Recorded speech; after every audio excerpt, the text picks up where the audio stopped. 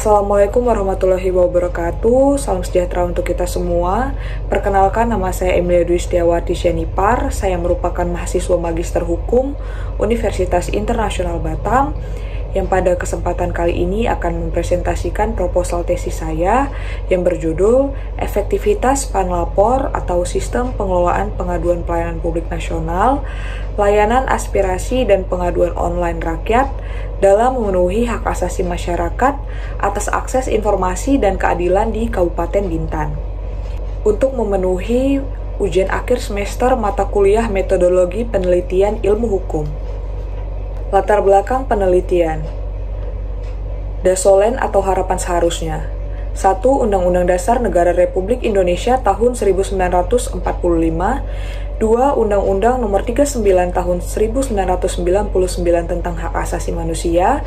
3. Undang-Undang Nomor 14 tahun 2008 tentang Keterbukaan Informasi Publik. 4. Undang-Undang Nomor 25 tahun 2009 tentang Pelayanan Publik, yang pada pasal 36-nya berbunyi, penyelenggara berkewajiban menyediakan sarana pengaduan dan menugaskan pelaksana yang kompeten dalam pengelolaan pengaduan. 5. Peraturan Presiden Nomor 76 Tahun 2013 tentang pengelolaan pengaduan pelayanan publik. 6. Peraturan Menteri Pemberdayaagunaan Aparatur Negara dan Reformasi Birokrasi Nomor 62 Tahun 2018 tentang pedoman sistem pengaduan pelayanan publik nasional, yang pada pasal 1 ayat 3 berbunyi, dalam melaksanakan pengelolaan pengaduan pelayanan publik, penyelenggara pelayanan publik mengintegrasikan dengan aplikasi Spanlapor. 7. Peraturan Menteri Pendayaagunaan Aparatur Negara dan Reformasi Birokrasi Nomor 46 Tahun 2020 tentang Roadmap Sistem Pengelolaan Pengaduan Pelayanan Publik Nasional tahun 2020 sampai dengan 2024. 8. Peraturan Bupati Bintan Nomor 47 Tahun 2019 tentang pedoman sistem pengelolaan pengaduan pelayanan publik nasional pada layanan aspirasi dan pengaduan online rakyat di lingkungan pemerintah Kabupaten Bintan. 9. Peraturan Bupati Bintan Nomor 53 Tahun 2021 tentang rencana aksi pengelolaan pengaduan pelayanan publik pemerintah Kabupaten Bintan tahun 2021 sampai 2024, dan terakhir Peraturan Bupati Kabupaten Bintan Nomor 31 Tahun 2023 tentang tata cara pengelolaan pengaduan dan perlindungan pelapor pelanggaran. Dasein atau faktanya. 1. Kurangnya sosialisasi ke masyarakat terhadap platform Spanlapor. 2. Kurangnya koordinasi yang baik antara lembaga-lembaga pemerintah. 3. Pengelolaan pengaduan pelayanan publik di setiap organisasi penyelenggara belum terkelola secara efektif dan terintegrasi. Yang keempat, rating aplikasi Spanlapor yang rendah, yaitu 2,2/5 dari 2000 ulasan di Play Store dan 1,9/5 dari 132 ulasan di App Store. Dan yang kelima, nama pelapor anonim dapat terbaca di Google melalui laporan tahun 2021 Spanlapor. Permasalahan penelitian. 1. Bagaimana efektivitas Spanlapor dalam memenuhi hak asasi masyarakat atas akses informasi dan keadilan di Kabupaten Bintan? 2. Apa sajakah kendala atau hambatan Spanlapor dalam memenuhi hak asasi masyarakat atas akses informasi dan keadilan di Kabupaten Bintan? Dan 3. Bagaimana solusi untuk menyelesaikan kendala atau hambatan Spanlapor dalam memenuhi hak asasi masyarakat atas akses informasi dan keadilan di Kabupaten Bintan. 3.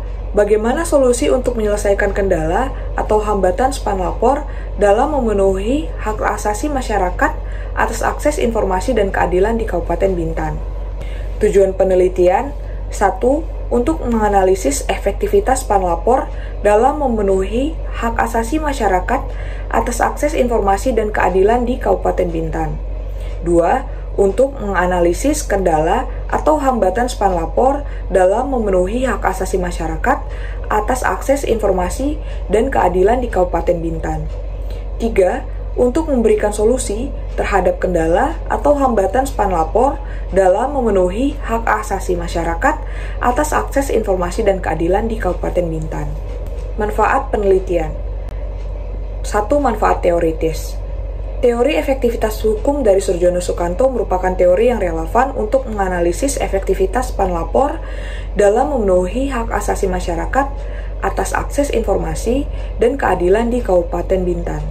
Oleh karena itu, peneliti selanjutnya dapat menggunakan teori tersebut sebagai alat analisis dalam mengkaji efektivitas penerapan suatu peraturan perundang-undangan.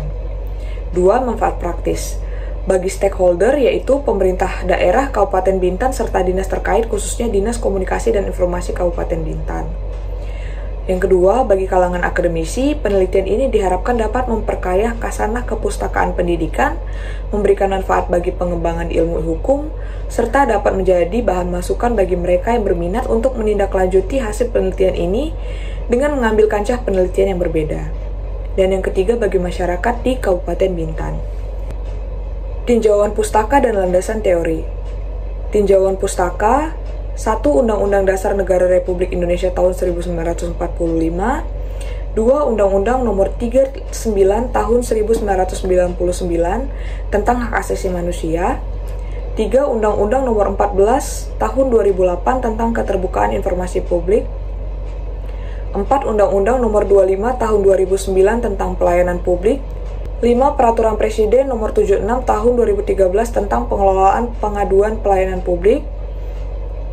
6. Peraturan Menteri Pendayagunaan Aparatur Negara dan Reformasi Birokrasi Nomor 62 Tahun 2018 tentang Pedoman Sistem Pengaduan Pelayanan Publik Nasional.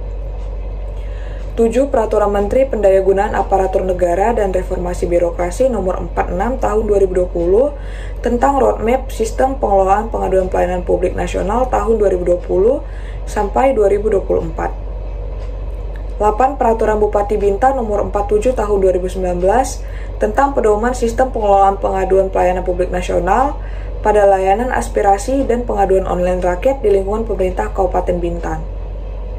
9. Peraturan Bupati Bintan Nomor 53 Tahun 2021 tentang Rencana Aksi Pengelolaan Pengaduan Pelayanan Publik Pemerintah Kabupaten Bintan tahun 2021 sampai dengan 2024.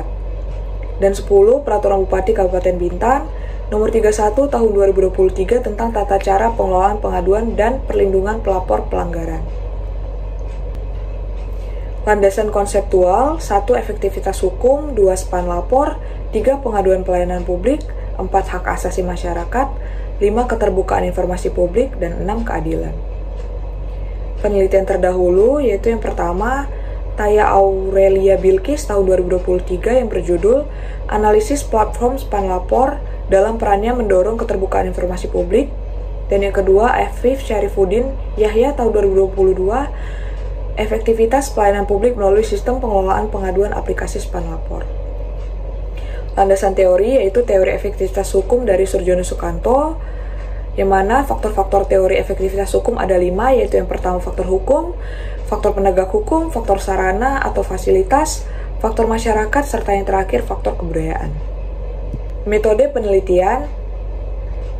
Rancangan penelitian yaitu penelitian hukum empiris atau yuridis sosiologis, objek penelitian, data primer, 1. Observasi pada kantor Diskominfo dan kantor dinas yang menerima aduan Span Lapor, serta observasi pada aplikasi, website, dan media sosial Span Lapor.